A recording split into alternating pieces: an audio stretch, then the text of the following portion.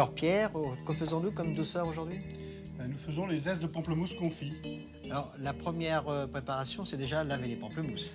Laver les pamplemousses et ensuite les couper. Oui. Alors pour les couper, on dégage d'abord les deux extrémités et on les coupe en prenant de la chair. Ça c'est très important. Oui. De prélever de la chair, ça donne des zestes très moelleux, très onctueux. Là, on a mis de l'eau à bouillir. Voilà. Et là, maintenant, on va plonger les zestes de pamplemousse Oui. dans l'eau bouillante. Là, on attend que ça revienne à ébullition. Voilà. Le temps que ça reprenne l'ébullition et ensuite on enlève aussitôt.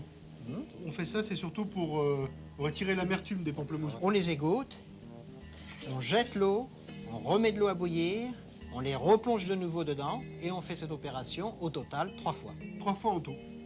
C'est le 3e blanchiment.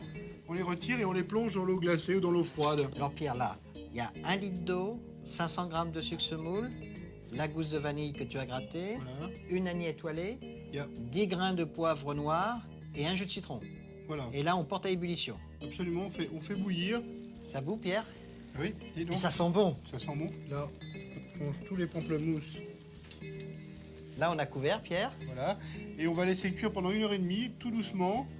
Un frémissement. Voilà. Après, on le débarrasse, on le met sur une table et on laisse macérer pendant une nuit. Donc 1h30 de cuisson et on retire du feu. Absolument.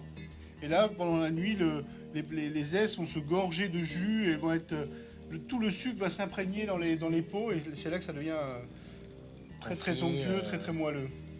Les zestes sont froids, tout est froid. On les égoutte une première fois pour enlever le gros du jus et ensuite on va les poser sur le papier absorbant. Ils sont jolis, ils sont moelleux. Hein. Donc là, pour pouvoir les passer dans le sucre, il faut qu'elles soient presque sèches. Et on va même mettre un petit peu de papier absorbant par-dessus. Voilà. Et donc là, on laisse pendant une demi-heure à peu près. Même un peu plus si on a le temps. Le minimum, je dirais, c'est qu'une demi-heure, mais si on peut laisser 2-3 heures, c'est parfait. Maintenant, on coupe de grosses tranches. Là, on les met dans du sucre. Directement, on les roule dans le Du sucre cristallisé. De cristallisé, oui. Plus Ah. le cristal est gros, meilleur c'est. Parce que ça fait vraiment... ça va crisser sous la dent et c'est très agréable.